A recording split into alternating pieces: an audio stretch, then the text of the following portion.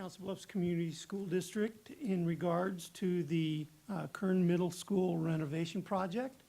Let the record show that all board members except Dr. Ogres and Mr. Grove are present. We will be looking at, during this public hearing, the plan specifications and form of contract regarding the Kern Middle School renovation. And once the presentation is made, board members can render their questions, followed by questions from the audience. This issue will not be decided during the public hearing, but during the regular scheduled portion of the meeting. Dr. Murillo, could you lead us through this portion of the meeting? Yes, thank you very much, Mr. Kluzar. At this time, I'd like to invite Mr. Daryl Myers to join me at the podium. He is going to present on the Kern Middle School, and I believe he has someone here that's going to help from BVH. So, Mr. Myers, the floor is yours. Okay, good evening, Mr.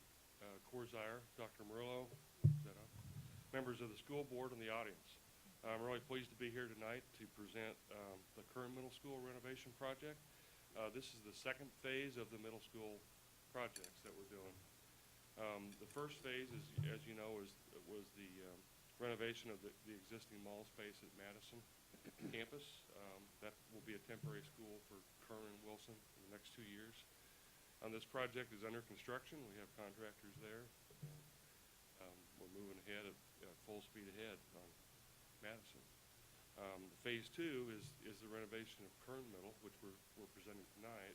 And phase 3 will be the renovation of Wilson Middle, which will probably come back next year in January, December, January, and do a presentation for that, and we'll be bidding that project out in January, February next year.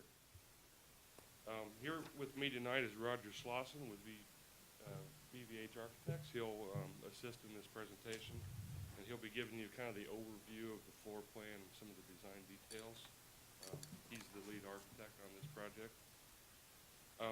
This renovation was based on areas of need identified in the facility audit last year, and from input from students and faculty, staff, administrators, and public. And there was four key areas that we found that we needed to focus on. It was safety and security, accessibility for the building systems and energy efficiency, and above all else, the learning environment was very important. So we're going to do a brief presentation. We're going to cover a few areas. We'll review the site plan, and we'll show you what the building's going to look like from the outside. We've got some interior renderings to show you and room configurations. Then I'll come back and talk about the cost estimate and the schedule, and then we'll have time for questions. So with that, I'll turn it over to Roger.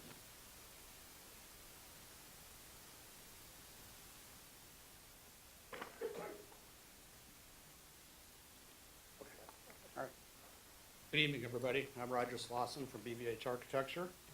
I'm here to present the plans for the Kern remodel. So as we look at the screen now, that's our new site plan. I'm going to put a step over here so I can point a little bit. So the existing building is shown in white. The additions we're building are shown in red. So we're building a new main entry and admin and student services addition. This is a 2-story classroom addition that's going to be primarily an 8th grade space. This addition is a new dock and receiving area along with a new freezer area for the kitchen. As part of the site improvements and the safety aspect is we're creating a new parent drop-off lane on the east side of the building to keep the parent drop-off separate from the bus drop-off. So parents will come in on the upper drive, swing through. There's a drop-off lane along here with sidewalks leading to the building, back out onto North Avenue. I guess one of the main changes here, instead of having to go out on Canesville and always go that way, they'll be back out this way and they can go either direction. So another key component of that is by moving the main entry from this approximate location up the hill to the east, we're going to be able to get rid of the huge expanse of stairs that get you to the front door. Those will they'll go away, they'll be demolished. You have some existing stairs in this area that have a seating area built in. We're going to reuse those and continue the steps up to the new front door, as well as an accessibility component is there will be accessible access right here, pretty much where it is right now, but that'll be a new access. So this is the new front door. So this is the admin front door student services edition. This is to kind of orient you. It's right where the activities entrance is now. The pool entrance is just right over here.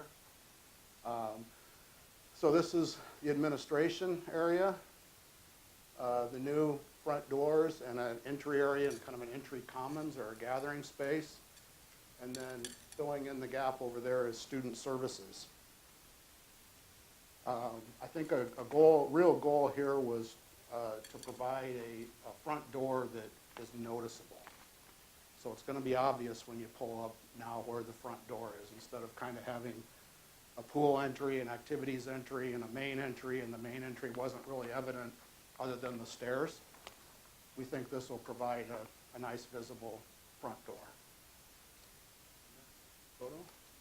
That's kind of a dusk or a nighttime rendering that shows how that'll kind of glow at night and draw your attention to the main entry.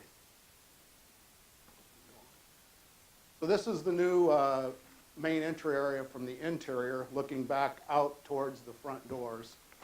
So this is the entry commons area. I think highlighted here is it's a tall space, mainly circulation, but can also be used for some gathering. We'll be able to get natural light in from the sides up high and from the front. Updated finishes, kind of more bright, colorful. And it'll also be adaptable with removable furniture. So this is typical what we call the Learning Team Commons. So this is one of our learning environment improvements for the project. Each grade level will have a space like this. This just happens to be the 7th grade Learning Commons.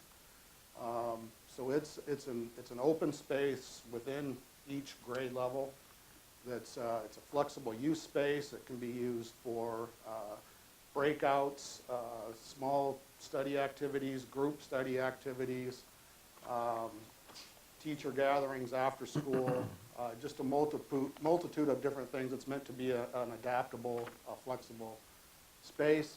Again, bringing in some bright colors, more colors. Each grade will have a different color. Just making more of a colorful, exciting place for the kids on a grade level to get together. So the next, this is the new multi-purpose room. So this is the existing small gym and cafeteria space, which we're going to repurpose as a multi-purpose room. So it'll maintain some use for PE, probably like PE light, more or less. So there won't be intensive ball sports in there or anything, but we will have a new floor that's an athletic grade rubber floor. We'll have striping for basketball, striping for volleyball, and we'll keep 2 of the basketball goals, or have 2 new basketball goals.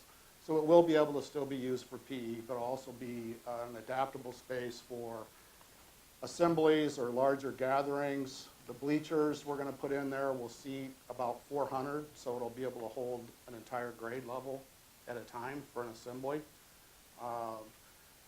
We're going to redo the colors, make it bright, or I guess kind of tone it down a little bit. Actually, it's really bright now, but we're turning it into a multi-use space. So it'll be toned down the colors, but introduce more color, and a lot of acoustic improvements, because we want this to go from a loud, noisy, obnoxious gym space to a space that's more conducive to assemblies and things like that. So a lot of the treatments you see up here on the walls, some of it's paint down low, but up high it's acoustic panels.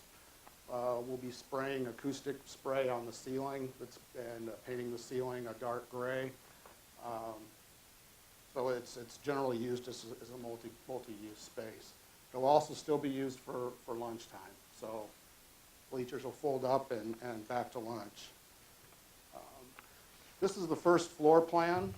So I think as Darryl pointed out, back to the bond issue, the safety and security and accessibility aspects of this. This is the new front door area and admin student services here, which that all kind of resides in this area now. But coming in the front doors, there'll be a three-level security system right here.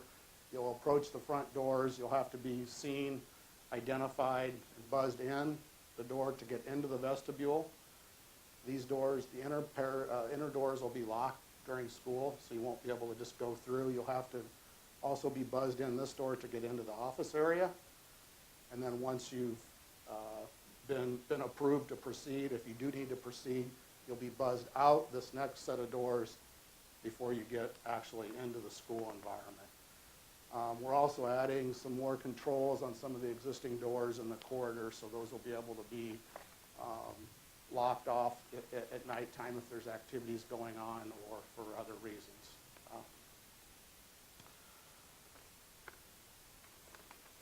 So as we proceed through the space, I'll take a quick walk around the space and locate things in general. But also as we go, I think before I start, additionally we'll be making huge improvements to the mechanical and electrical systems throughout the building. Basically all new wiring or distribution for the electrical. It's past its lifetime, it's been causing problems, and new mechanical units as well. So as you come in the front door, this is the Learning Team Commons we saw a picture of. If we go around this area, so the music area does reside here currently, but what we've done is kind of correctly identify the use of each of those music spaces to suit the program that's happening in the room. They're not all really correct acoustically as they sit now. So this will become the band room. This will be the orchestra room, the vocal room. All three of those rooms are going to have a great deal of acoustical improvements just to make them a better environment for music. If you come down the corridor this way, this is generally the 6th grade area. There's a 6th grade Learning Team Commons. 8th grade is going to occupy this area, as well as a piece upstairs that I'll point out in a minute here. And then all the electives are centralized here for access by all the grades. If we come back down this way, here's the multi-purpose room, which is the old gym, the smaller gym. So you can see where the bleachers would be there. They'll still eat there. Also, we're making improvements for the food service by having 3 new food service lines. Instead of there's 2 that are there now, we'll have a 3rd one. And it's actually going to be located in a space over here. So they'll have 2 food service lines that can be set up and left set up all the time. And then they'll have 1 portable one that's out in the cafeteria. I think right now there's 2 portable units, and they have to put them away and get them out twice every day. So that'll lessen that. The ones that are portable will just slide into this room when they're not in use. Some back-of-house kitchen improvements. There was a lack of cooler and freezer space, so we're adding a new freezer out in the addition and turning what was an existing cooler and freezer just into coolers. New dishwash equipment. And then this is the new dock addition, so they'll have more room for receiving and kind of processing the food carts that go out for food service every day. And then the locker rooms, all the locker rooms will be upgraded, new lockers, new finishes, just kind of given a new look, as well as I might mention all the restrooms in the facility will be either remodeled. Some of them are being relocated slightly, but either remodeled or moved and built new. So it'll be all new finishes, new fixtures, and all fully accessible. So if we go upstairs. So upstairs, big picture, this is 7th grade right above 6th grade. Here's the 7th grade Learning Team Commons. 8th grade will occupy this area here with space below. And their Learning Team Commons is actually a 2-story space. The other half of it is right below. So they have, there's a stairway that'll connect the 2 levels of the 8th grade Learning Team Commons. This is a specialized program area, which is being expanded slightly, and some more elective classrooms. And I think with that, Mr. Bringer, you were going to talk a little bit about technology and security. And I will step out of your way. I'm actually going to go back to the first floor. The first bullet that we mentioned as a rationale for asking the community for the money for the renovation was safety and security. So we wanted to let you know that as a parallel project to this, we've been searching out the best possible system to install in the building to ensure access control, the perimeter access control, which doors are locked and which doors are unlocked, which means door position switches on all of the doors, something we don't have now at all.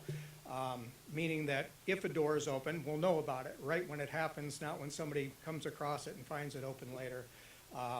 In addition to that, that'll include the proximity card keys for entering and leaving the building, which is a much quicker way to secure a person's access to a building. If a person can't come in, we can simply turn off their card, whereas a physical key you have to go get. So if there was some reason for us to prevent entry, it's as easy as just turning the card off inside the system rather than having to retrieve a key. We've already described the entry vestibule. What goes along with all of that door entry and the entry vestibule is an integrated video system that captures an image of everybody who comes in and out, and if a door opens, who's opening the door from the inside or the outside, and alerts then being provided to the office. The specifics of that workflow are not determined yet. School resource officers, principals, assistant principals, office personnel being notified real time when doors are open, and also being able to look right away and say, oh, that was a student that just went out that door, or oh, one of the custodians just came in from outside. Being able to keep the building safe by knowing who's coming in and out at all times. And because this is the beginning, we're going to deploy this system at the Madison campus and Kern as phase 1. Wilson obviously is phase 2, but as our due diligence to provide the best possible system, we were thinking about scaling district-wide, so that following the Wilson renovation, we will create a timeline and plan for rolling this across the district as resources are available.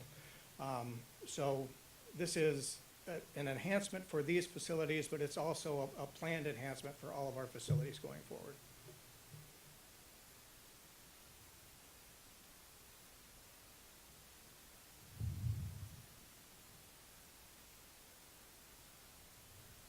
Okay, well now we get to bring this thing home, and we'll talk about the cost estimate and the timeline. We broke the cost estimate down into general categories of demolition, interior renovation, plumbing, HVAC, electrical, and exterior improvements. Our actual cost estimate is a long spreadsheet that breaks down all the categories. So just to condense it, we put them in those categories, as you see right there. That brings the subtotal, the latest estimate that we have, of $14,808,467. Of course, we want to have a contingency built into the project in case there's unforeseen conditions or owner requested changes or something that comes up for the project. So we've allowed the $711,907 for that. So the amount that we're estimating probable cost is $15,520,374.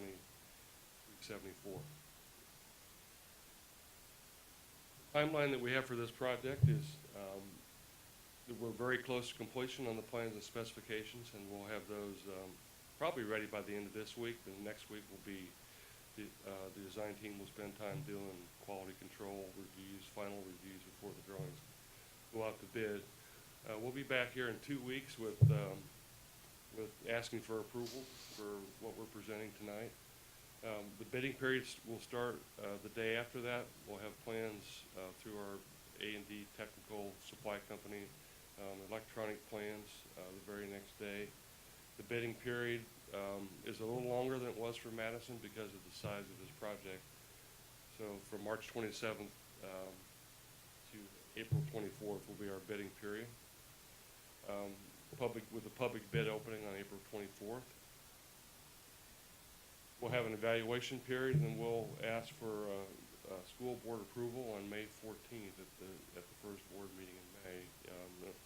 The reason we need to do that meeting is we need to get this project mobilized and set up and be ready to roll as soon as school is out for the school year.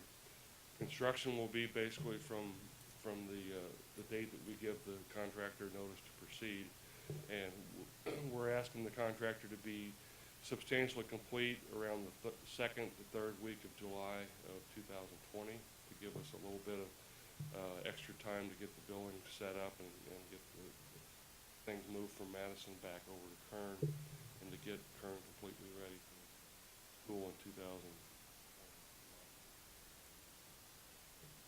So that concludes the presentation, and we'd be happy to answer any questions. Any questions from the board?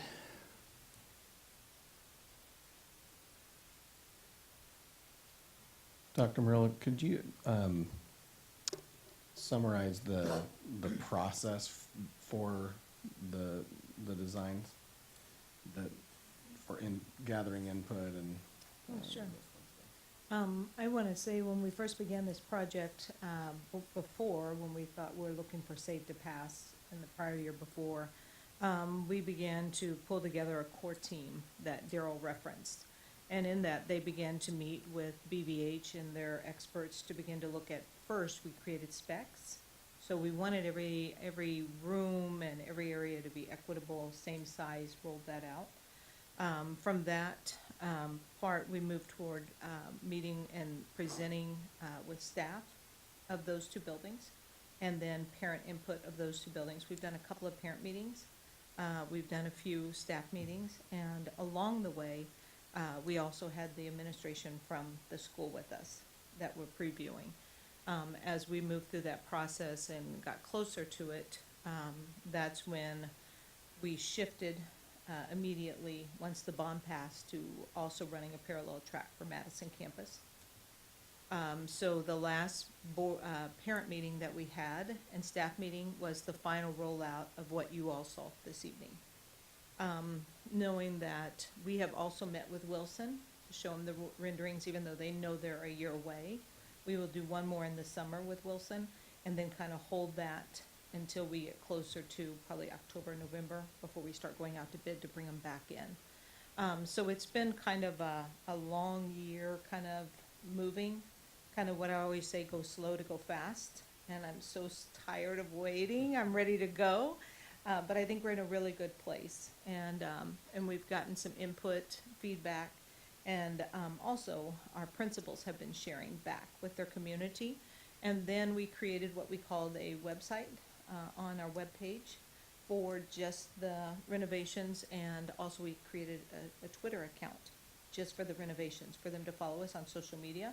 And this last week, I believe it was that Dave's team, Mr. Pringer's team, set up a camera inside the Madison campus that we now can watch the progress of the event. So I feel as if we've done a really good job of working with and communicating with. I'm sure there's room that we could have improved in some areas, but we have been as inclusive as we believe we could be in the time span that we've been.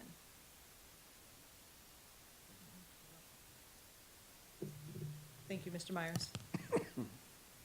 Okay.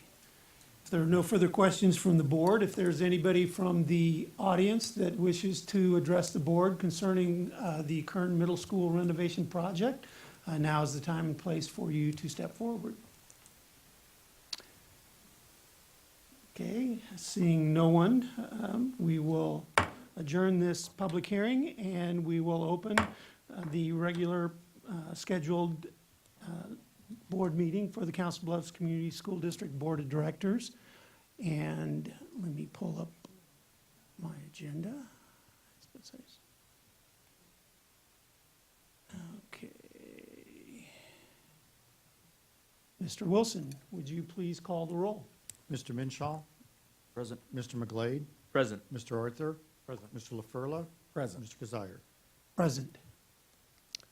Now, if you would rise with me as you are able, we will observe a moment of silence, followed by our Pledge of Allegiance.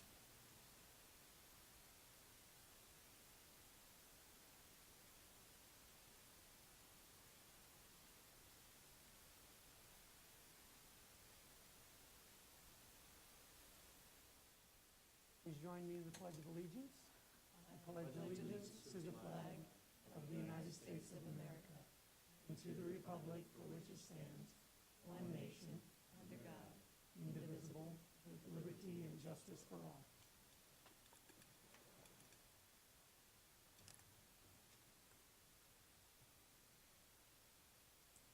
Do we have a motion to approve our agenda? Move approval of the agenda? We have a second? Second. We have a motion and a second. Is there any discussion? Hearing none, all those in favor signify by saying aye. Aye. Opposed, same sign. And the motion to approve our agenda has passed. Do we have a motion to approve our minutes? I will move approval of the meeting minutes for the closed session and workshop meeting of 2/26, that'd be February 26, 2019. We have a motion, is there a second? Second. Motion and a second. Any discussion?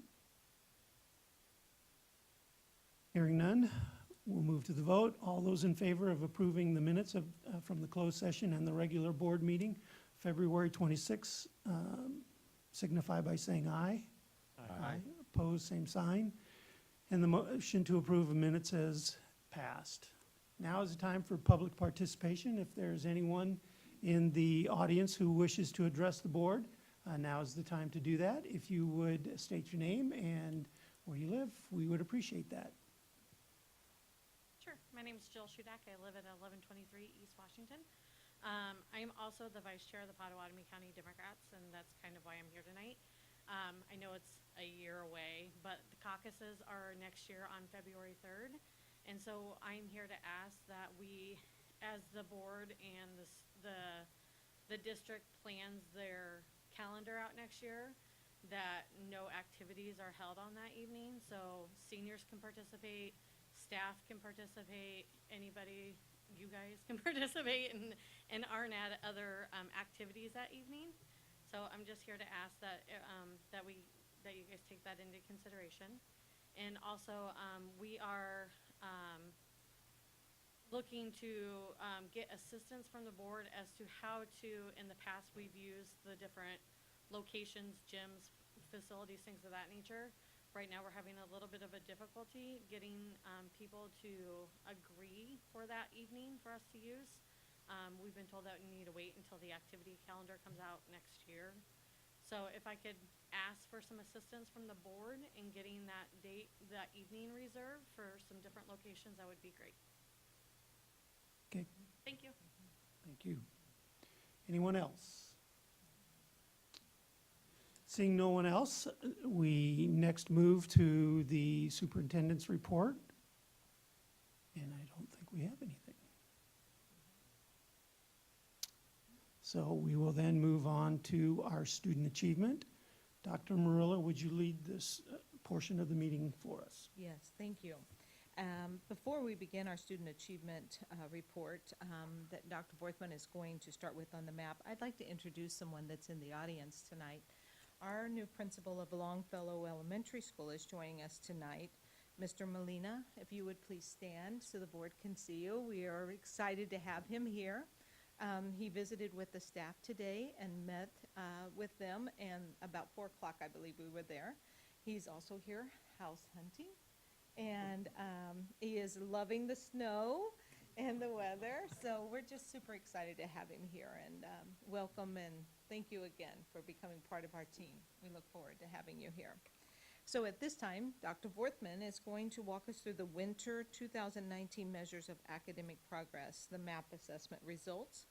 Following him will be Mr. Schultz, who will be going through our winter formative assessment, what we refer as the FAST results. And I believe Dr. Vorthman is ready. So Dr. Vorthman, the floor is yours.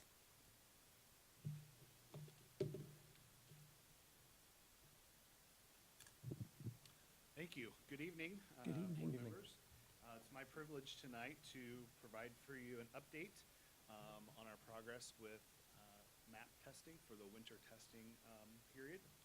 And as you know, as we brought you information in the fall, our MAP data really focuses around two key points.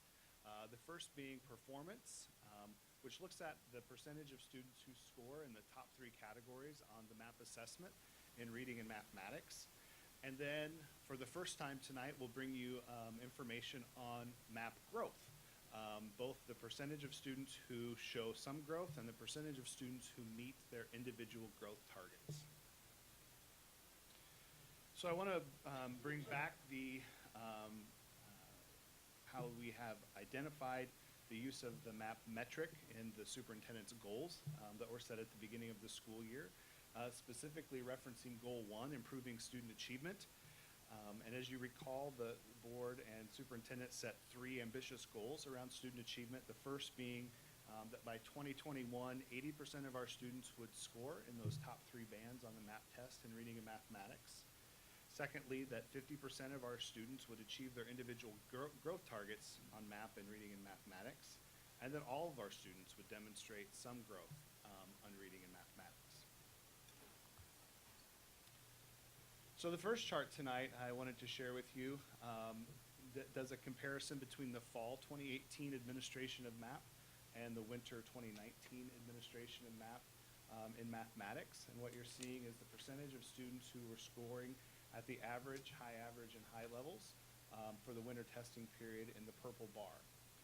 And you'll notice that in grades 4 and in grade 10 and grade 11, as well as in grade 7, the percentage of students who scored at those top 3 levels increased. And several of them stayed the same and a few of them decreased. And at the conclusion of tonight's presentation, I'll give you some information about why we think that happened. The second chart shows the percentage of students who met their individual growth targets in mathematics. And as you recall, our goal is to get to about 50% by 2021. And our average, if you look across the district, our average is just slightly under 50% in mathematics right now. And there are a couple of outliers which I'll discuss here in a minute. And then lastly, the third chart in mathematics shows a percentage of students who are making growth, or made any growth on the assessment. And that varies from a high of first grade, where we had over 80% of students making growth, to a low in second grade, which just over 50% of students making growth. The reading performance for MAP shows a comparison here from fall to winter, and you'll see that the scores are higher than they were in mathematics. Specifically, when comparing fall to winter test administration, you'll notice that there was an increase in grades 4, 5, 7, 8, and 11.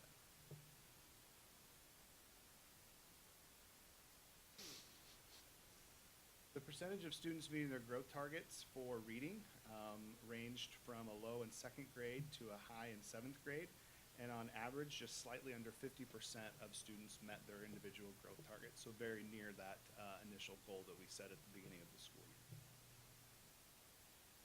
On the third slide, the percentage of students who made any growth, you can see that we ranged from about 82% in first grade, and again in second grade, just over 50% of students making some growth on the MAP assessment. So a couple key points I want to recognize for some analysis. First of all, this is our baseline year of MAP, and so we are using it to set ambitious goals for the future.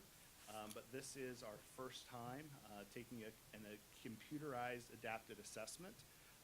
And for many of our students, having to take an assessment that adjusts based on how they score is new to them.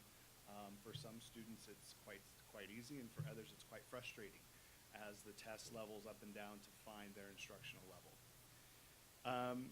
On average, nearly 50% of our students met their growth targets, which is fantastic. That was one of the original goals that we set, and we are very close to meeting that goal as a district right now.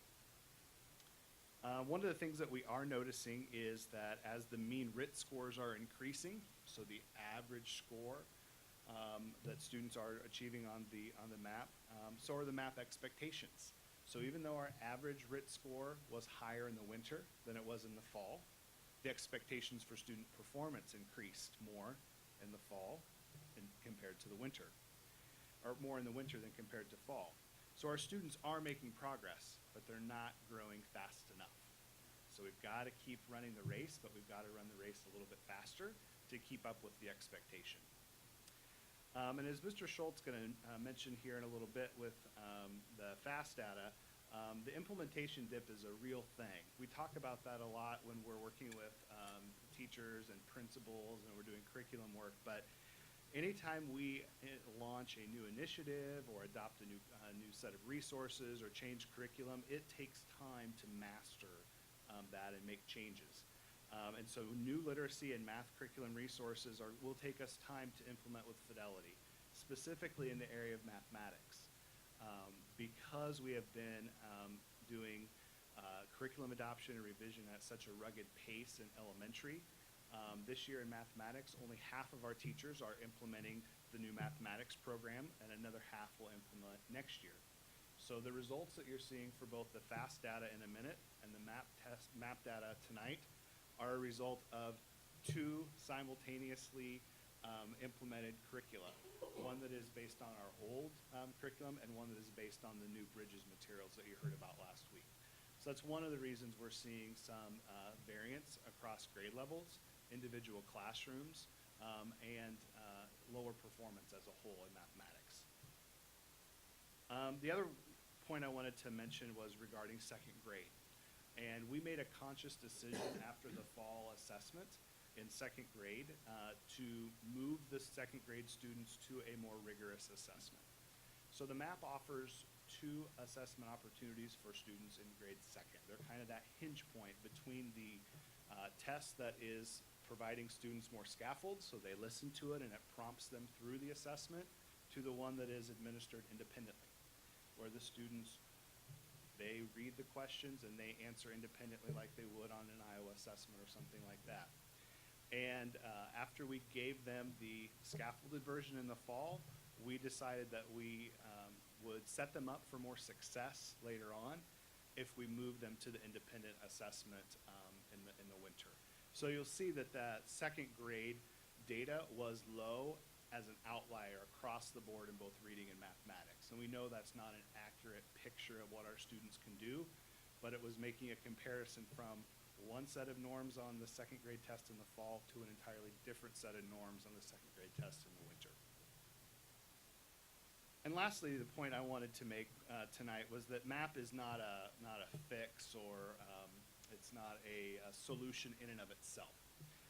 But what it does do is provide us with good information to help us understand how well we're making growth and making progress, and put into the hands of principals and leadership teams and teacher leaders and classroom teachers information that helps them make instructional decisions moving forward so that they can better meet the needs of our students. And that ultimately is our goal tonight, is to provide you with kind of a checkup of how we're doing, and let you know what we plan to do moving forward.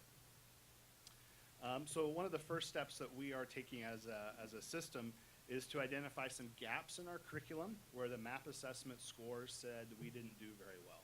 And so we're able to get from MAP a report that provides a crosswalk between items that were missed on the MAP assessment and where those may occur in our own curriculum. So we can see if there are things that students were not exposed to in the classroom, but they were exposed to on the MAP, and then we can make adjustments to make sure students have access to those standards.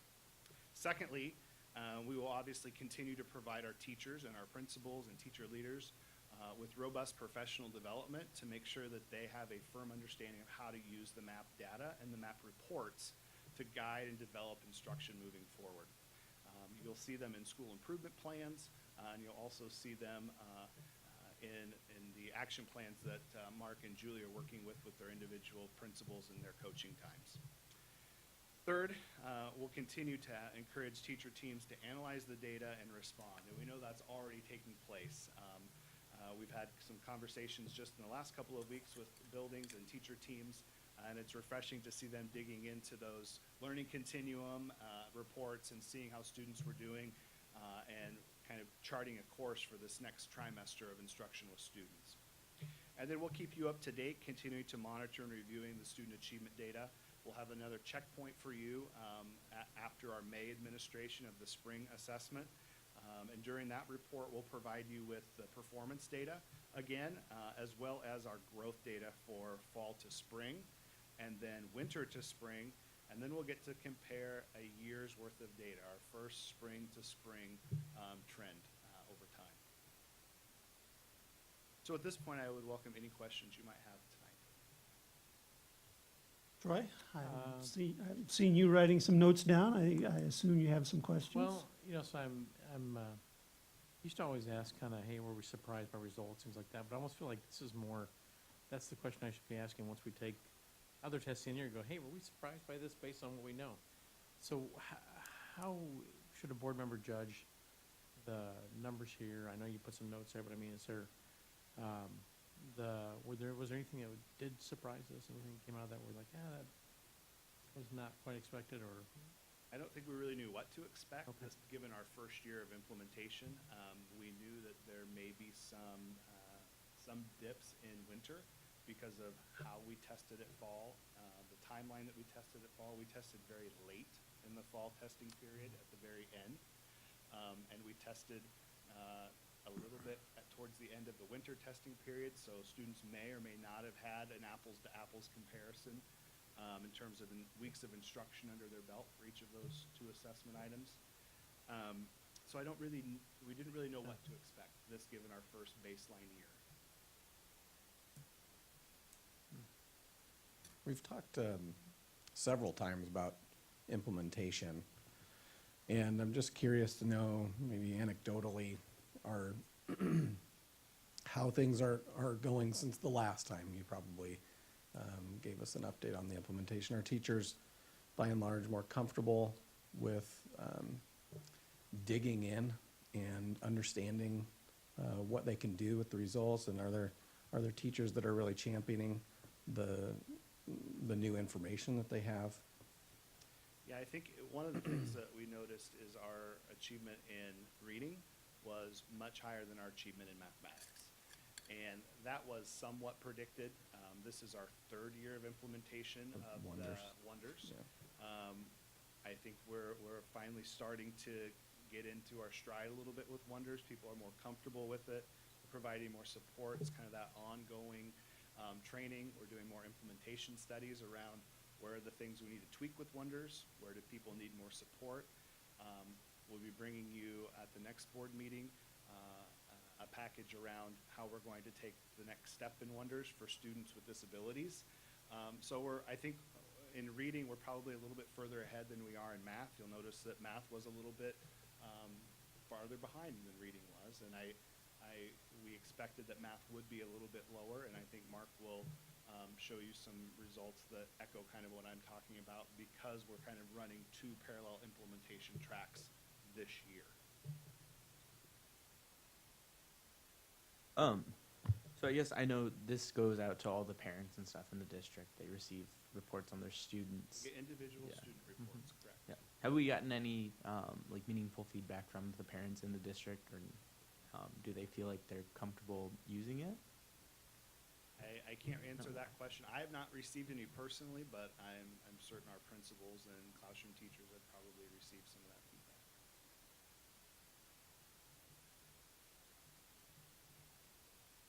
Thank you. I just have one concern. What, it's, my concern was looking at the second grade scores, and I'm sure it can be very discouraging, not only for the students, but also for the staff. What kind of supports are we looking at to give those students and staff members to encourage them that, yes, you know, I mean, we decided as a team that we were going to choose a harder assessment at second grade. This means that the scores may be different, but what are we doing to help support all in these struggling times when they see the scores of the grades above and grades below them? Great point. One of the things that we try to emphasize with all students and parents is that this, like any other assessment, is one data point at one snapshot in one time. And we collect a lot of different data points, as you well know, about student performance. And so we try not to take any one single data point and extrapolate it and blow it out of proportion. We would put it in the context of which it was administered, along with the data that Mr. Schultz is going to share with you, along with the data that they collect at the building level, so that it's not a shock and it's not a gotcha. The other thing that we are able to do with the MAP test, which is great, is we're able to set another growth target for that student. So this then becomes their baseline. Fall was not their baseline in second grade. This is their baseline score in second grade. And so we should see some really positive growth from that winter to spring assessment. To your point about not perhaps overreacting to one data point, I'm not sure if this happens, but I can see a benefit to having an assessment summary at the end of the year, perhaps, for parents to look at for their students, so that they can see, you know, multiple data points and an explanation of what all of that might mean. You know, as a parent, Sure. I see things like unit assessments come home Sure. for my third grader, and I'm shocked sometimes. Like, were you asleep when you did this? And you know, and sometimes my wife and I get a little concerned, and I do step back and say, we're overreacting to one little thing. But it would be, I think, beneficial for a parent to see maybe a couple times a year. Here's sort of a summary of all of these assessments, and is there something that we might need to know about, or some things that you can be doing at home to help? Great feedback. Thank you. Definitely look at. It's a great, and then a question about parent portal and what goes in there. The only difference I would see with the summary is we help parents kind of understand what they're seeing versus them going in and seeing individual. Yeah. Yeah, it might help, especially at the elementary level, begin to take them down that lane of what does this mean and should I be concerned or not concerned? Yeah, it's really good. I do worry, I went to second grade classrooms to watch this assessment because I was worried about the stress level for the kids. It is a lot of reading for second grade, more than I was shocked. I was thinking a couple of sentences, it was like paragraph and a half. Now the passage was longer than what I would have assumed for second grade, because we still think of second grade as learning to read versus reading to learn. And the students, there was no meltdowns, which was great, and the teachers were very encouraging. As I moved around the classroom, and the students, after they finished, they can hit and see what their scores are, and the students could talk with me about their scores. So I found that very refreshing. But I am kind of torn, which way do we go? Do we put this all on third grade when they enter third, or do we start and then kind of help them build up toward that? Because the rigor is only going to continue to increase in this new assessment, the state assessment. So it is something that we will evaluate this year and get input from teachers, input from principals, and then Dr. Worthman and his team. And then we'll decide which way would be best, because I don't want to stress children out. But we need to prepare them, and it would really skew it if we waited till spring So we either need to do 2 data points or consider waiting and realizing that the spring is the first time our children have ever read this assessment that are moving into 3rd grade. And 3rd grade, we know that's when the state assessment starts. So, very positive, even I said in 4th grade classrooms too, during math. And same results where the children could talk me through what was going on. I thought Ms. Hedrick really did a great job talking with students. I visited her school for the 4th grade math, and as the students got questions right, it kept getting more difficult, and they were becoming frustrated, thinking, I'm getting it right, why is it getting harder? And she was telling them, that means you're doing really well, because the degree of difficulty continues to rise on you. And that's hard. Our students have never experienced that. They think just take the assessment and it all stays the same, and they keep gearing them up. And so it is a shift for our students, but I think it's a good shift. And also I think the best piece of this is it allows us internally to reflect what's in our curriculum, what's in our resources, and are we strategically aligned in providing the best for our teachers to begin to drive that instruction. And I think that's another really great piece. So thank you, Dr. Borthman. Yeah, At this time, Mr. Schultz, would you join us? Chris, I wanted to share with you that my son, I think, started playing a math game during the middle of math testing, because he could, so he's going to jump over and start playing that. So it's like, quite possible, maybe he wasn't totally focused on what he was doing. It's Well, I like- didn't mean to throw my daughter under the bus there, because Just wanted to there are share with plenty you. of unit Yeah, you've assessments been- where she does wonderful. And she's very excited to show me those. Guess you needed some camaraderie there. Yeah. Good evening. How's Good evening. everyone? Good. Thank you. I'm excited to present you with some information about our latest screener in literacy and math called the FAST, the Formative Assessment System for Teachers. So I want to start off and describe what the screener does, what it screens for, a little bit more information about that. Then I want to dig into some actual data for you, and then I'll close with some of our next steps on how we respond to that data. So FAST is a universal screener, which means we screen all kids in kindergarten through 5th grade. We also, in middle school, we do 6th grade in reading, and then 7th and 8th grade in mathematics as well. We do it 3 times per year. We do it in the fall, we do it in the winter, and we do it in the spring. And so most recently, we just finished our winter. Obviously, you've seen all the snow. It really helps us to identify students who may be at risk, that might have some difficulties accessing core in reading and math. So it's like taking the temperature throughout the year, see how they're feeling, see how they're doing.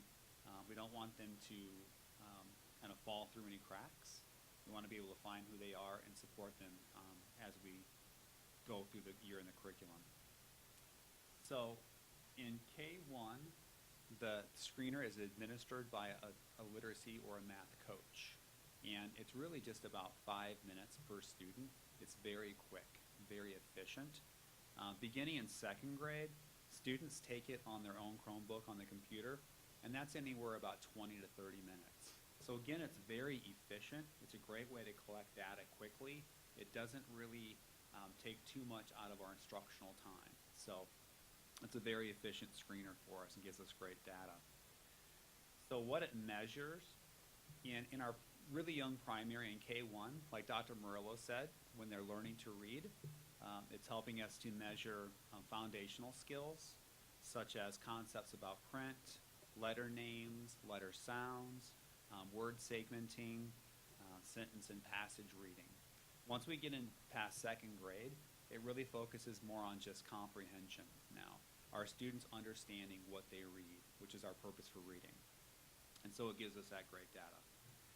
So let's get in there and take a look at some of the results that we have with our winter screener in literacy. Our goal is 80%. We feel a healthy core or universal tier is 80% of our students will respond favorably. They'll have low risk, okay? So we call it low risk. That's at least our target. So 80% is the goal. And the slide you're looking at now, I took our data from winter of 17-18, and I compared it to the data of winter 18-19. And very pleased to present and look at that data that you can see every grade, except for sixth, and sixth grade stayed the same, but every other grade, we increase the percent of kids that are low risk. And what that means is we have less kids, fewer kids, that need intervention. So that's a great data point for us. Now, as Dr. Borthman shared, we are in our third year of Wonders resource implementation. We're getting better all the time. I'm in schools daily working with principals, in classrooms, observing instruction, helping give teachers feedback, and they are really, really progressing in their instructional delivery of the materials. And you can see it's making a difference here in literacy quite nicely. Really pleased to see that. I also look at cohorts, and as you may remember, a cohort is following a student through from one year to the next, or that class from the next.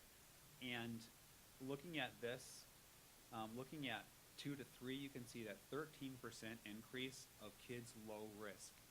That is really great news. Third to fourth was a 16% increase. The only grade that you don't see an increase in that K1, they stayed the same, so they didn't lose anything. And in that fifth to sixth, they had a very slight decrease. So let's take a visual look of that too. So you can see that looking at the cohort, the winter 17-18, we had 48% of our students at low risk. Those same students went into fourth grade and showed some demonstrated growth. Now we have 64% that are low risk. So great evidence that our kids are doing better in literacy. And I like to look at this slide too and go, the 18-19, there are no more 40s. There are none. Mm-hmm. We're hitting 60s. And our goal is 80, and we're going to get there. With new implementation, new materials, once teachers really get that down and respond to students, we see a lot of growth. Very excited to see that. So let's take a look at math. As Dr. Borthman explained a little bit about math, we are in implementation year. I kind of call it year 0, since only about half of our teachers are implementing new math resources, and next year will be district-wide.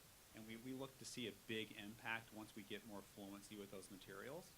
But the screener, it really measures a variety of numeration skills as appropriate by grade level.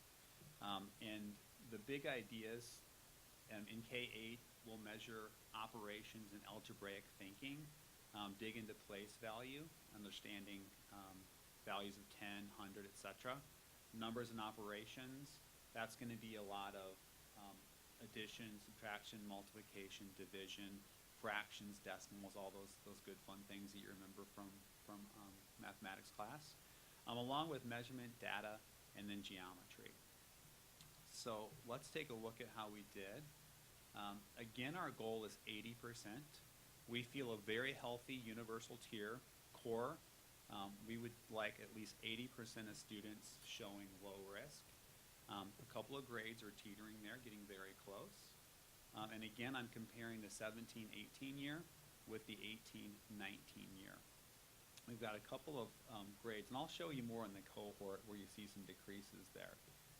And really the cohort illustrates how we're doing best. So let's get to that. Looking at K1, and we go all the way up to 7th and 8th grade. K1, we had an increase of 6%, so that means we have more students that are low risk, which again, that's a great thing. We had an increase from first to second, very slight decrease from second to third and third to fourth, almost the same, so really maintaining that. The 4th to 5th grade, that decrease, that really gets into materials. The 5th grade screener really measures students' ability, those 5th graders, to do some multiplication and division of decimals and fractions. And our materials in 4th grade didn't go very deeply, so our students in 4th grade didn't have a lot of access to that, but our new curricular materials and resources and bridges really give our students great opportunities to do that, so I know that's going to be an area that we're going to improve in. but really want to spotlight that 6th to 7th grade. We had 18% increase in the percent of students of increase of students with low risk. So 18% more of kids are very, very nice. So a way to look at that visually too is you can see that we had 33% of them last year. Only 33% of our 6th grade students were low risk. Now we're over 51 all in 1 year. And in 6th, 7th, and 8th, they've also adopted some new resources to teach the Iowa Common Core, and we're seeing some nice results because of that. But overall, in literacy and mathematics, we're seeing that we have fewer students that are needing intervention. So we know that we are growing and we're making a difference for our kids, and we're very excited to see that. So there's the screening data. When we find students that do show risk, we have a universal class-wide intervention in elementary that we use. It's called Lexia Core 5. And those of you with kids in our school know all about Lexia minutes and all that good stuff. It's a research-based intervention that's approved, Iowa approved, and students are able to do that on their Chromebooks, their computer, independently.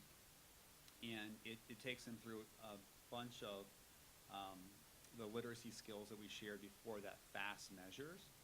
And if a student struggles with that, teachers are alerted and it flags lessons. And so what our teachers will do, they'll find those lessons, print them out, and pull the students together and do some more intensive intervention. And once the student learns that, they're able to keep progressing through those units as well. And they do better in their core curriculum materials as well. Now, the students that have that higher risk, we do pull those students out and do some more intense intervention, focusing on specific skills that they don't quite have yet, that they need so they can do better in core. We do that in literacy and we do that in mathematics. So that's really the screener. It is about, we don't want students in our classrooms that we don't know about that are struggling. We want to know. We want to know early so we can do something about that. And that's why we do that screener 3 times per year. So what questions could I answer about our FAST screener for you? And the students that score in some risk, I'm assuming there's a wide range there. And, you know, the students that score in that high some risk category may not get any intervention if they're not in there, or maybe they do, I don't know. But I'm assuming that there's a group in that some risk category that are really on the bubble between That's right. low risk and some risk, and I'm just curious to know if you look at, you know, if we include a certain range of those students, what does that percentage come to? And, or maybe another way to look at it is just the percentage of high risk. And is that number changing? Yeah, the percentage of high risk is teetering around 10 to less than 10%, which is really great to see. So that some risk is where our bigger percentage is right now. And the screener, it has a very large umbrella, and it will identify or target kids that may not be struggling, that may not really be at risk, but they'll be put into that some risk category to make sure we're watching them. And teachers will respond, they'll check in, ensure that they understand the learning, the clarity, the learning intention for the day, making sure students understand what they're supposed to achieve.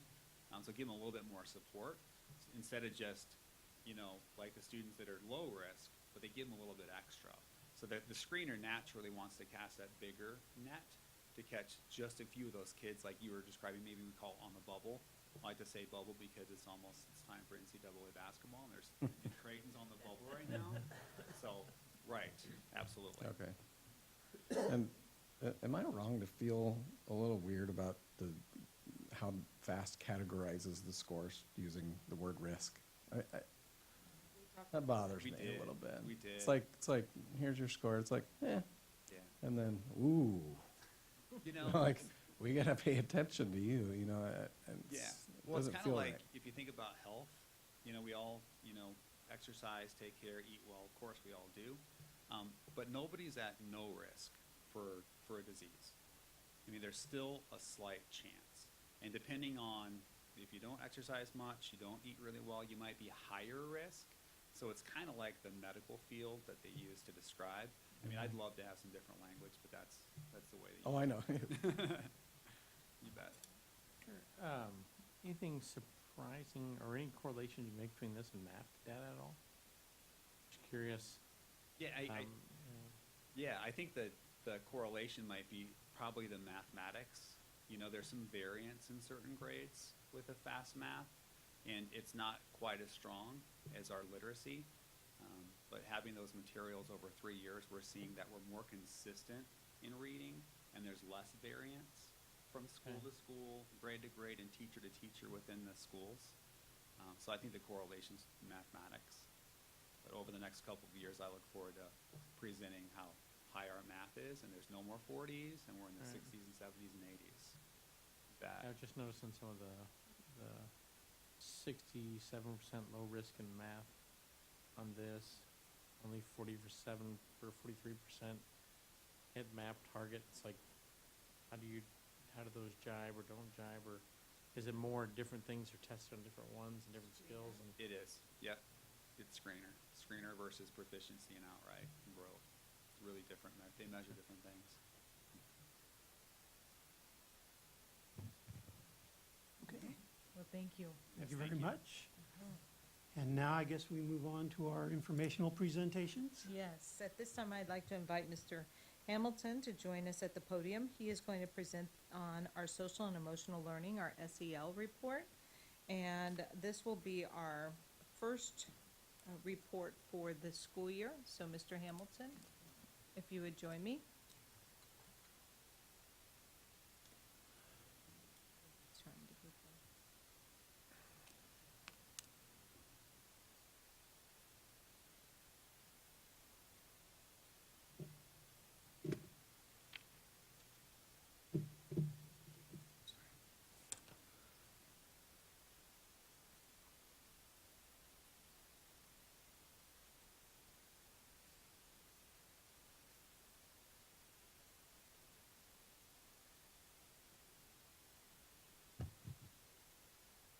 Thank you, Dr. Murillo, Mr. Kozar, the rest of the board for having me.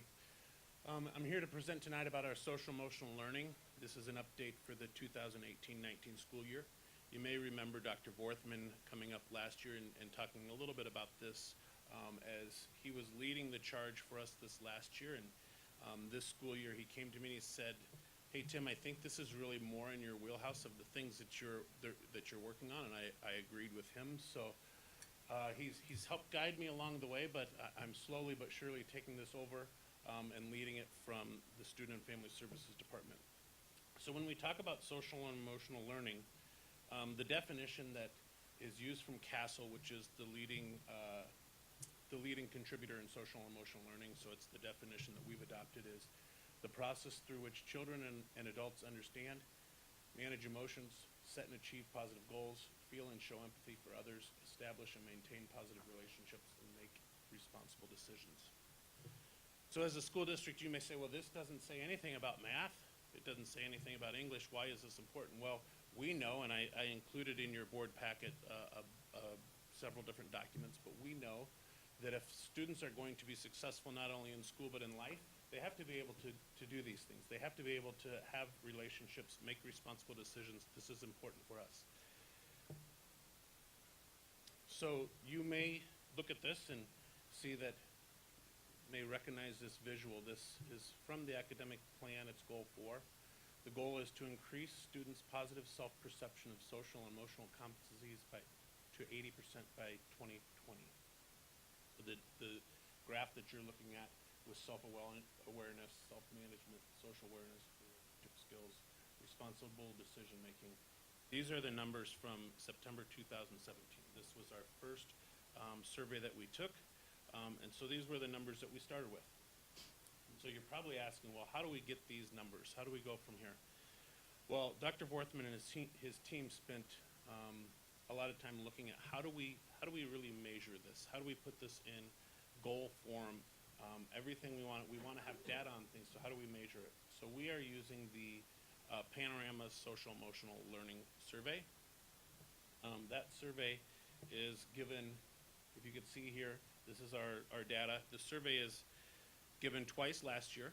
So in September and May of last year, we gave the survey. It's the same survey every time. It's 46 questions. I included the questions in your packet so that you see them.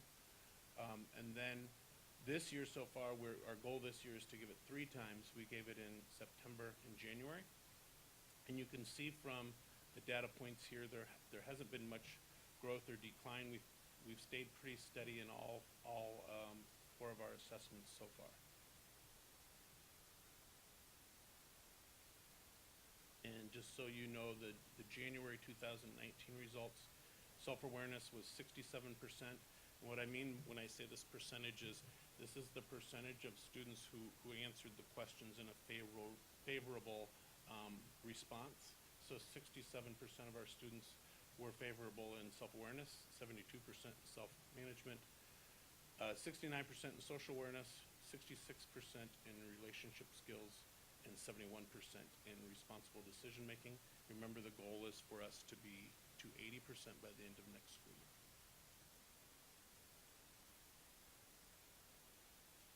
So when we look at next steps, so what are we doing? This has been a learning process not only for, I feel like Dr. Vorthman's team spent time learning about it, and then I've come in and spent this year really trying to learn about it. This isn't something that when our teachers go to college, we're doing this in grades 6 through 12. When they go to college, as teachers, we're learning how to teach math and to teach reading, like I said earlier. So the social and emotional aspects of this is something that we've had to spend some time doing professional development. I feel like we need to spend more time with our teachers. We were lucky enough to have the Panorama staff come out in January and spend a couple hours with us, with our administrators at each of our secondary buildings and our counselors at the secondary buildings to just go over how do they use Panorama, because Panorama is a platform. So how do we use it? Because once we get the results, what do we do next? And so Panorama has that built in. And I showed you the playbook, just one of the pieces of playbook, the one I shared with you was on grit. So as we're seeing kids, or as we're doing this in advisement, so as we're seeing an advisement group that may be struggling, or maybe scoring lower in an area, it actually has the playbook in there that shows us what we can do to help build that up in each student. And I'm looking at this as you know, we've been spending time, and I shared with you in Friday Notes a couple weeks ago about wanting to become a trauma-responsive school, and I think that's really important for us to do. We've put a lot of efforts into helping students, not just academically, but social and emotionally. Some of the things we've done that you know about are OVEAS, the Panorama, not only the Panorama social emotional, but we're working on the family survey as well. We're doing a conditions for learning, which is a state requirement, mindfulness, and now trauma. So all of these things are going on around us, and I think they're all really great things.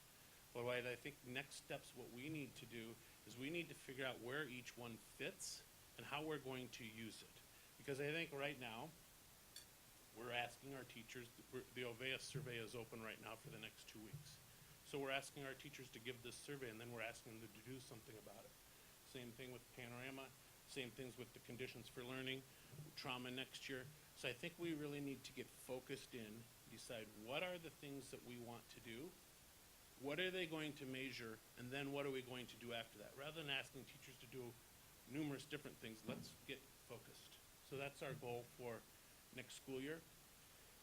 And then one of the things that I want to share with you is when we talk about student and family awareness, just like Dr. Vorthman, just like Mr. Schultz, we're talking up here. Kids need to know where they're at, and parents need to know where their students are at. Panorama has this.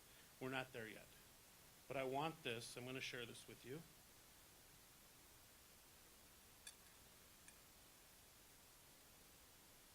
So you can see we have a report here that young man up at Kern, 7th grader, his name's Caden, has a report. This report, there's a couple things on here that I want to make sure that you see. This is how the student is, his self-perception of how his self-management is, all the different categories. This is self-perception. The paragraph over here where my mouse is, if you could see my mouse moving, right here, this 5, that's what what Caden's teacher said about him, because we asked the teachers to go in and evaluate and do the assessment on the kids. So the kids are doing their own, and then the teachers go in. The last column that you see, this is what, so in self-management, you can see Caden started out in the second benchmark last year. He started out right below 5, and he went down a little bit the first benchmark of this year, the first assessment of this year, and then down a little more. So when you look at self-management, it tells you what it is. Students with strong self-management are calm and focused on their work. 4.3. Guarantee you, Chris, I guarantee you 4.3 is way higher than I would have ever scored myself. So Caden's doing pretty well on that. His teacher thinks he's doing 5, which is great. But what the question you have to ask is, what do you do? The question I think we're working with the most with school is, what are we going to do with the information?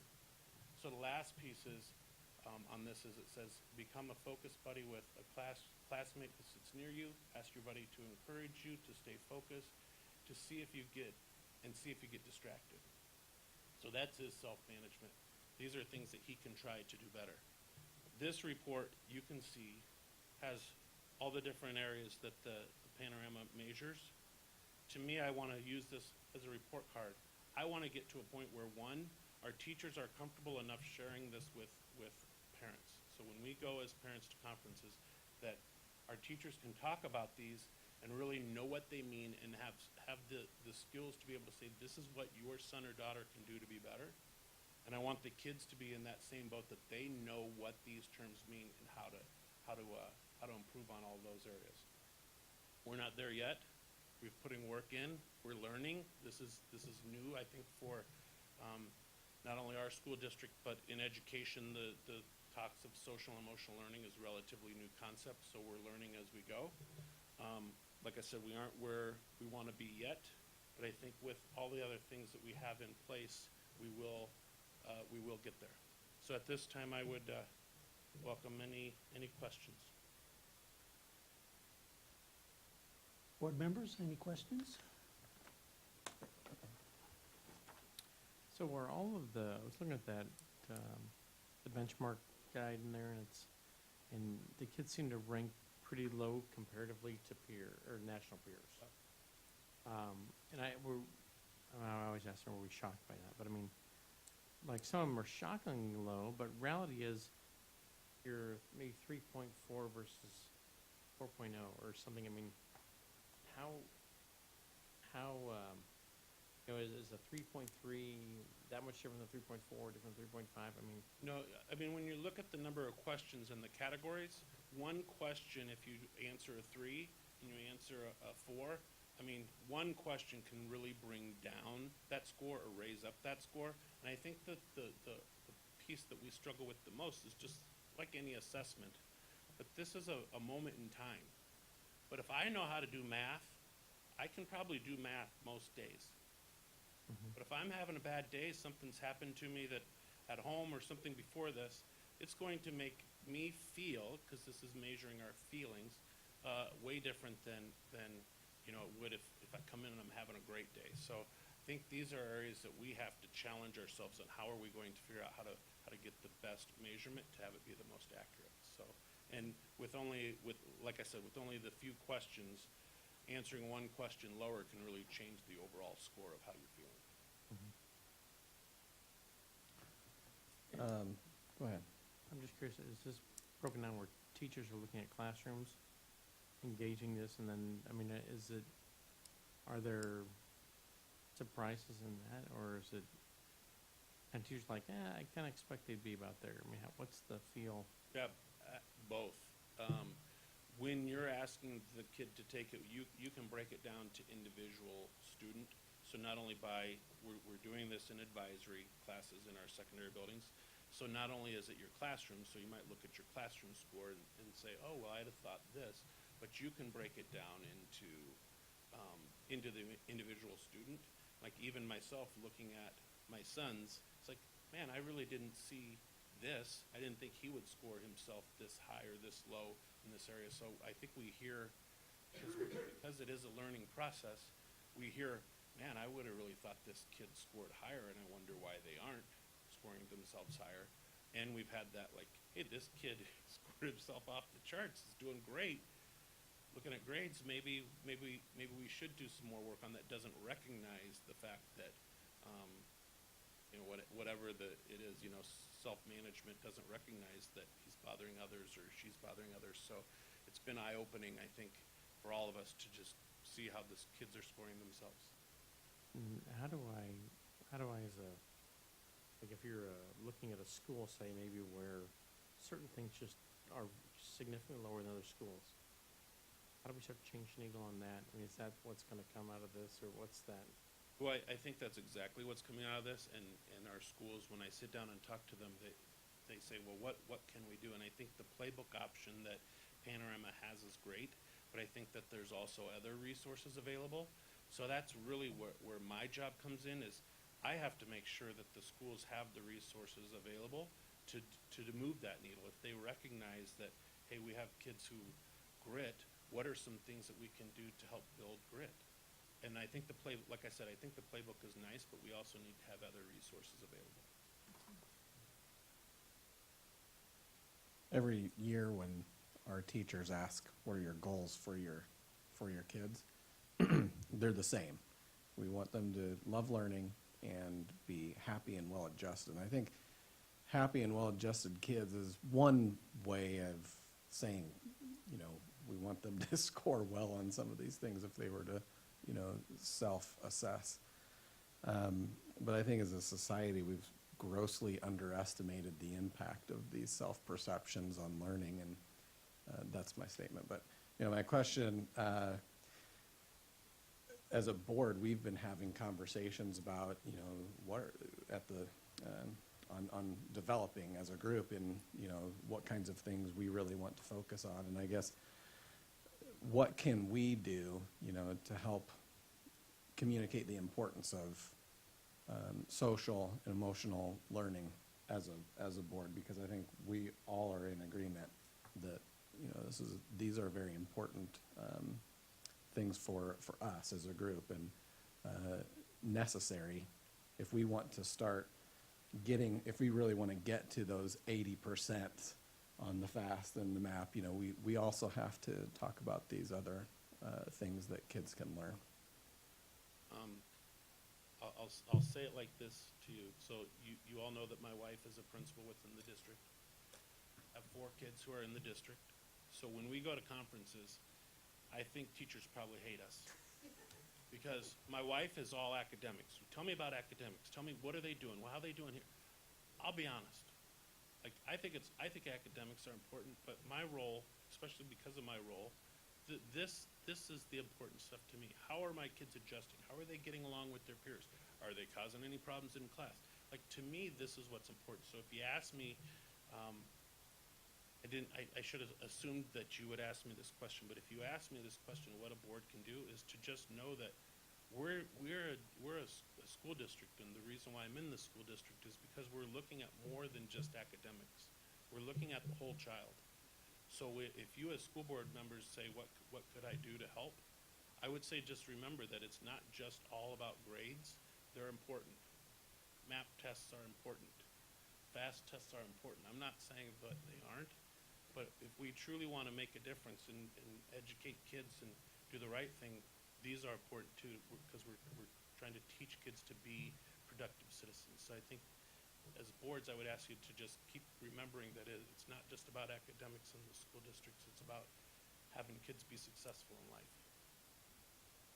Do you, I mean, looking at this, thinking about secondary students, and we were talking a lot about, I mean, Chris kind of referenced there about just emotional and mental health and everything to students. Am I able as a teacher to look through this, talk to the parents, bring in resources to help that child? I mean, because it doesn't directly talk that, but talk more to the mental health of our really struggling students. So I would say that's our goal. That's our goal, is for teachers to be able to say, because they're working in their advisory classrooms, to be able to have those conversations with parents and to say, this is where your own student is scoring themselves. Because we can learn a lot from where students are scoring themselves, and then, yes, be able to give resources or be able to give some suggestions to parents to move forward. That's our goal. I think some are probably there, and some, just like anything else, we need to bring them along. Are you finding in the survey how closely aligned are the students' assessment versus what the teachers are giving them? It's interesting. I've spent more time looking at where the students are scoring and learning about that. But it's interesting because I can just speak for my own kids, because I've really looked at them to try to get a gauge. Like, my kids do very well academically, thanks to their mom. And so their score, but they do well in school, so their teachers are scoring well. I think the teachers are actually scoring a little higher than the kids are, because the teachers are saying, hey, these kids can do this, but when you ask a kid, like one of the questions says, can you stay focused on a project for months at a time? I can't stay focused on a project for months at a time, and so I think that they're kind of unrealistic questions, and we have to do that framework too, of just setting the kids up to let them know about the questions ahead of time to say, what does that look like? Maybe not a math project or a science project, because we're not spending months, but could you work on a project on a car, or, so I think just framing the questions correctly and having more knowledge certainly would help. But yeah, teachers are scoring a little higher right now. All right, thank you all very much. Thank you. Thank you, Mr. Hamilton. And I think we're in an exciting place as we forge forward.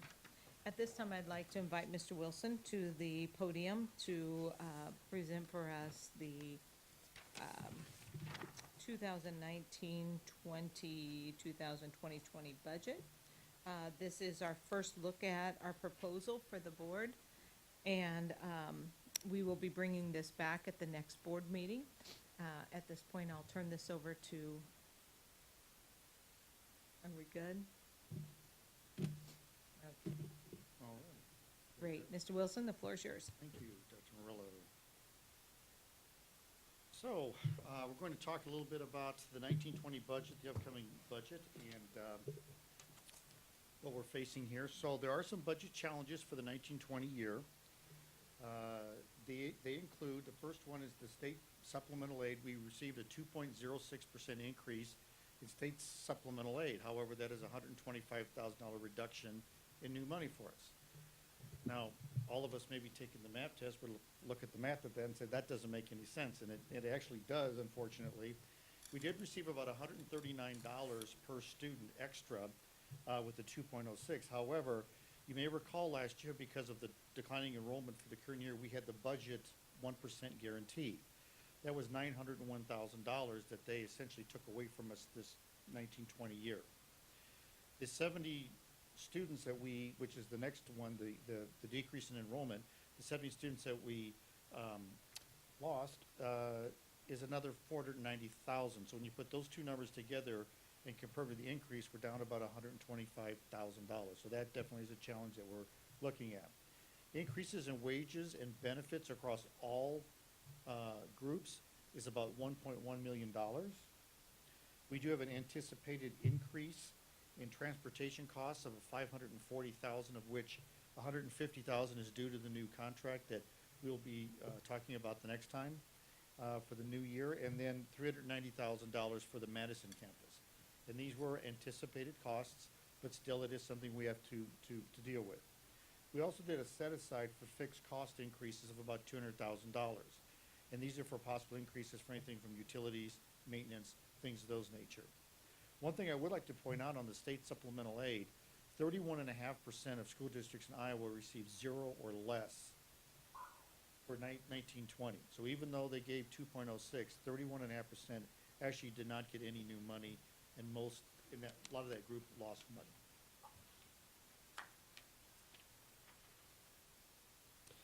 This graph, I've showed this one before. This is the state supplemental aid increase and trend line from 1974 through next year. This is considered new money for non-specific programs. So this does not include any special money that they would have given us for special education or extra weightings. The state, however, claims that they're giving us a lot more educational dollars. And you look at this and you say, well, how does that add up? Well, they've given us things like, for the teacher leadership grant, we get $3 million a year, but that can only be spent for very, very specific purposes. Same thing with the student transportation increases. They've given a little bit more money for that as well, but we can only use that for student transportation. If you look at actually money that we can use for just general operational costs, that is actually what we are getting. And we are not receiving all this windfall of money to use for general operations. We're getting this money to use for very specific purposes. And in some cases, it doesn't affect us. For instance, the transportation money, we don't get any of that. There's no impact to our district with that at all, okay? The next slide that we have here is the certified enrollment trend. And this is the trend that I have down here from 11-12 all the way through next year. You may recall the way that this works is that the enrollment count that we took in October of 2018 is the number we use for the 1920 budget. We're always 1 year behind. And for the most part, we're steady within a band there. You'll see there's some ups and downs. We had a down back in the 14 years, started to go back up. We had somewhat of an anomaly in 17-18. We went up 130 students 1 year and dropped 130 students. We never did figure out why that was. It was just an odd anomaly that the number went up and went down. But if you exclude those outliers, we're staying within a relatively tight band in terms of enrollment. This is the property tax levy history from 2009-10 all the way through 1920. What we are looking to do, you will notice here on the right, that our property tax levy, we're proposing a decrease of from $17.24 to $17.05. And why is that? Well, and also one other thing that I do want to point out, in the 1705 is 49 cents for the debt service levy for the general obligation bond. So even though that number's in there, we still had a decrease in the levy. So why is that? Again, the 1% guarantee, that's about $900,000, and that's all funded with property taxes. Also, if you look at the enrollment decrease, that gets calculated in there as well. So the good news for the taxpayers is that we are dropping from 1724 to 1705 on the levy. I'll talk more about that here in a moment. Our unspent authority balance is kind of the metric, as I've said before, which we use to measure how well we're doing financially as to other school districts. Unspent authority is essentially permission to spend money. And the unspent authority amount is any money that we had authority from prior years that carried over into the current year, money that we haven't spent. Our goal is to try to get a range about 7 to 10% is our goal. Due to lack of state funding and some anticipated cost increases, the district is actually projecting a bit of a drop here. We were at 8.24 at the end of 2018 school year. We're looking to drop the 18-19 one coming up here at about 7.4, and that's about a 0.8%, 0.84% of a drop. And then the next year, going down to about 6.6, so just slightly below our target at another 0.8% drop there as well.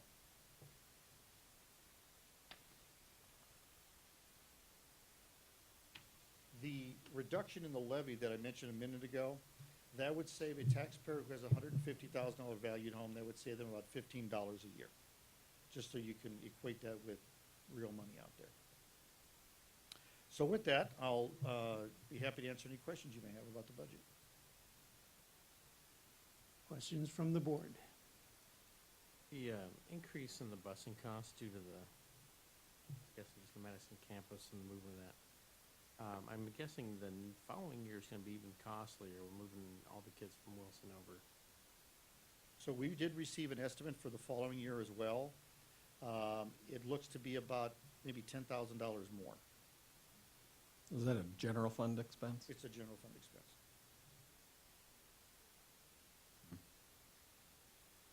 We're looking at 7 additional buses for transportation, not only to and from school and also activities. If it comes out during the year that parents are actually dropping their kids off, we can actually set one of those buses aside and not use it. So that's a nice deal for us. What are the next steps with the budget? The next steps, Proposed, yeah, when do we approve? next meeting. At the next We'll meeting? have a public hearing, and then we'll go over some of the same information, and then you'll vote on it to certify the budget. And, is this the fourth year in a row now that our unspent authority balance has decreased? Third or fourth year, I'd have to go back and look at that.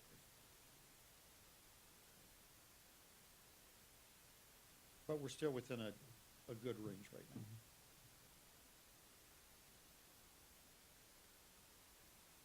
No other questions?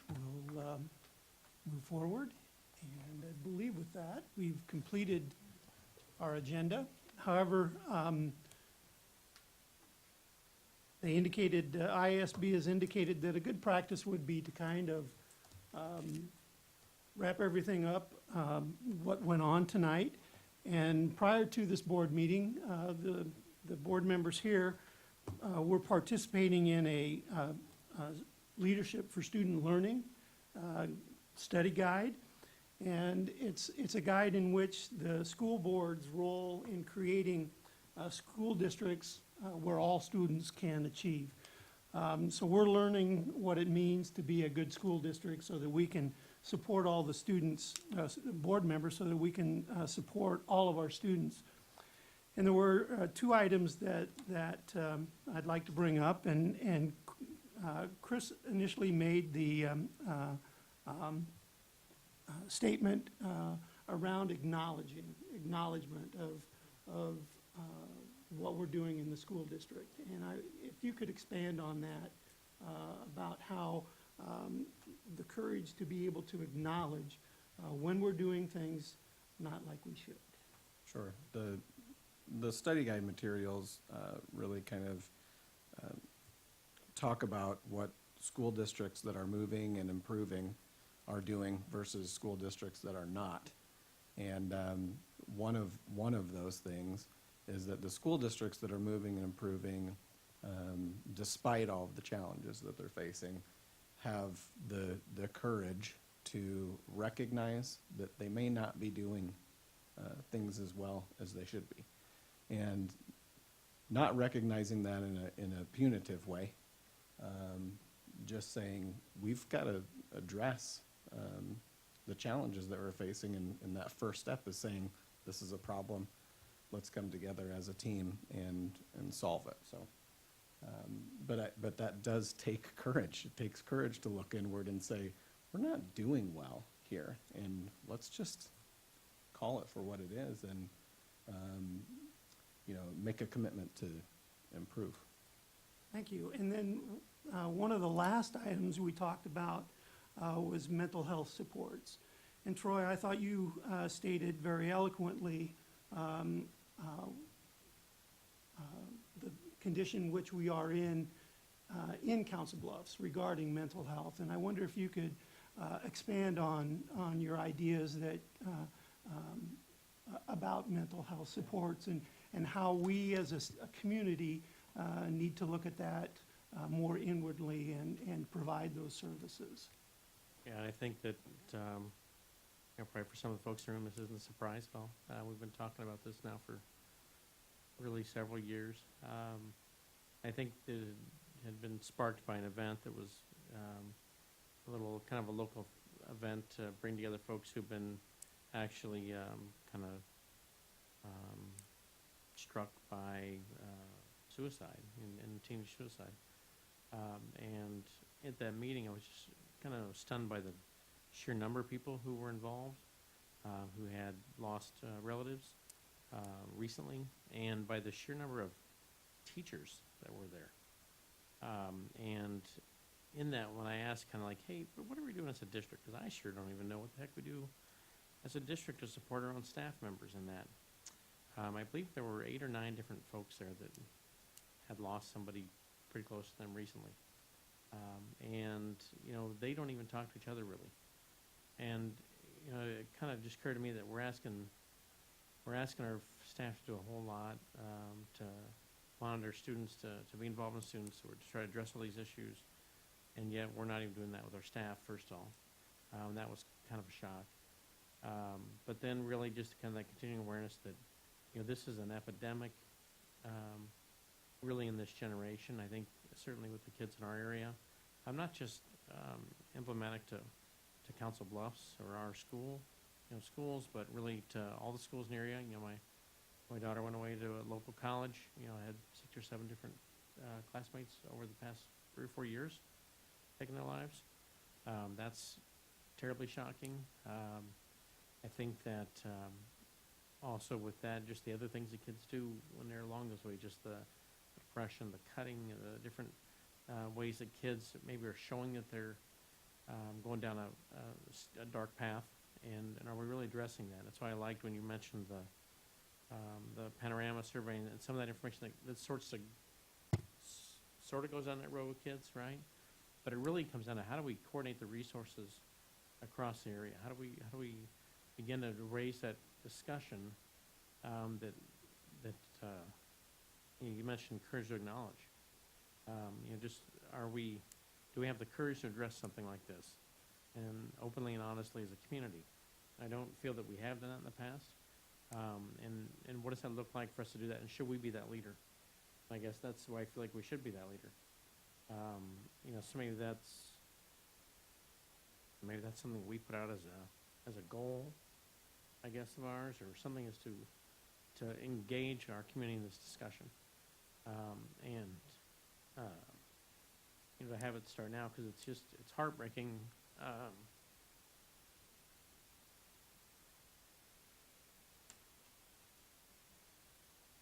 Well, thank you very much. But this is all a part of what we as a school board want to accomplish.